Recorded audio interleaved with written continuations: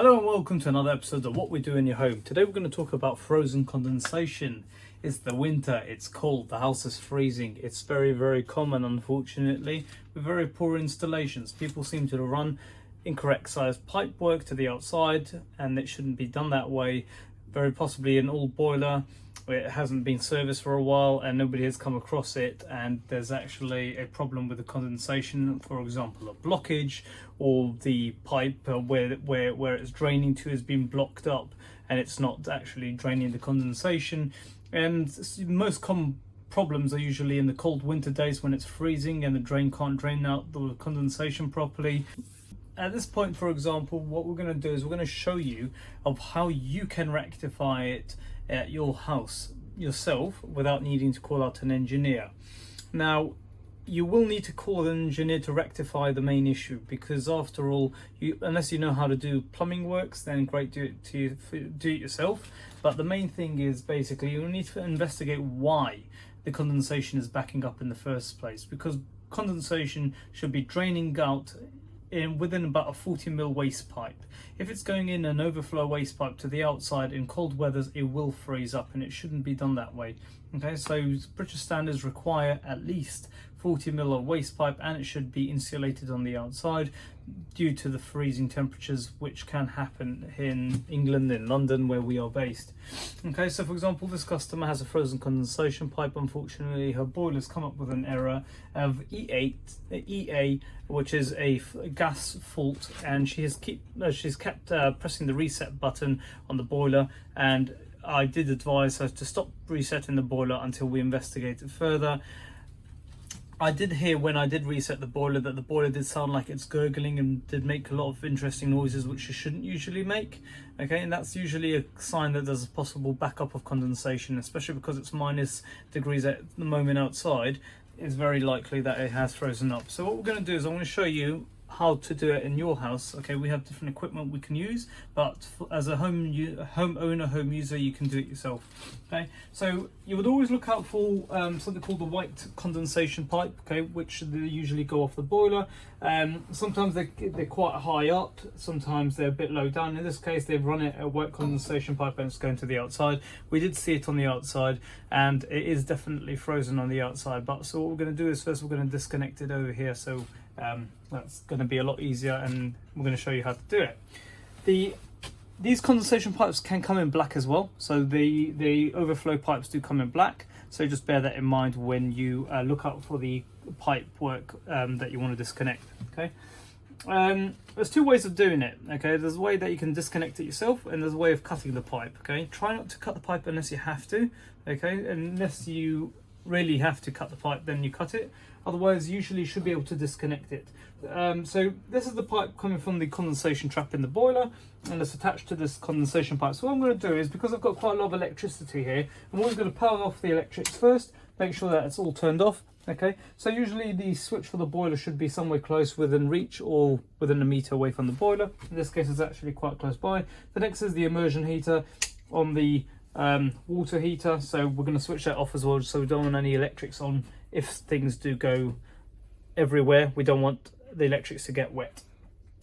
Get a big towel, all right, and if you can't find a big towel, get 5 big towels, okay, because you need as much towels as you can possibly get, okay, because in cases like this, water can get everywhere. Okay, number 2, get a big bucket. Okay, this customer had this plastic bucket, so that's perfect for us, and basically you're going to catch all the water in there.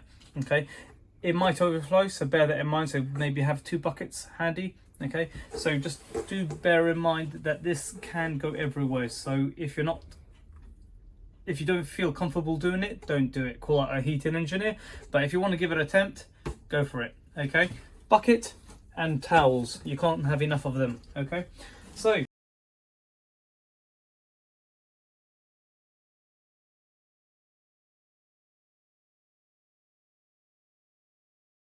disconnect now the condensation pipe from the boiler condensation pipe from the white condensation pipe. Okay, so I'm going to disconnect it and quickly put it into the bucket before water goes everywhere, which is that's what usually happens. Okay, now let all the water from the boiler drain into the condensation pipe, into the bucket, and once that's done, we can further work on the condensation pipe to try and clear that blockage.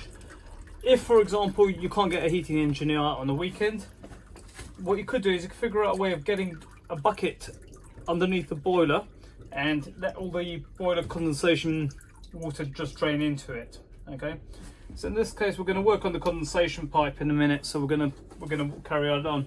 So this is going to go down the sink, and that's that for that. Okay, that's all the condensation water from the boiler. Okay, so what we've done is we've removed all that water from the boiler, which could have caused damage to the heat exchanger. So it will need further investigating and make sure that there's no other damage, because this water is acidic and it does ruin the heat exchanger and other components in the boiler. Okay, so if it's an emergency, you can always just drain it down into a bucket, and then you should be able to reset the boiler, and the boiler should start working absolutely fine after that. And another few ideas of what you can do, okay, is, as I said earlier, you can cut the condensation pipe, okay, but you will need to have that condensation pipe replaced if you do cut it, okay, so bear that in mind. You can drain the condensation into a bucket overnight until you get an engineer out the next morning, but just bear in mind is you cannot remove the condensation trap from the boiler, okay, that's basically preventing all the gases from coming into the room. So be very careful you do not disconnect the condensation trap. If you do know how to do it, you should not attempt it, okay? You should only play around with a pipe, okay, which the pipe is basically disconnecting the pipe from the drain. Okay, the condensation trap prevents the gases from coming back into the room, so they're always trapped with water. You could also try and put some water on the outside, some warm water, so you can heat up a water kettle, use that water with cold water and then bring it to a luke temperature around 40 degrees. You can go a bit hotter, but just be careful not too hot, and then pour that along the condensation pipe on the outside. That can melt all that ice in the pipe. So always start from the bottom of the pipe where it drains, and then make your way up all the way to the thing so it melts all that water in it. If you do find that it is letting out lots of water, then just keep going with it until it's melted all that ice in the condensation pipe.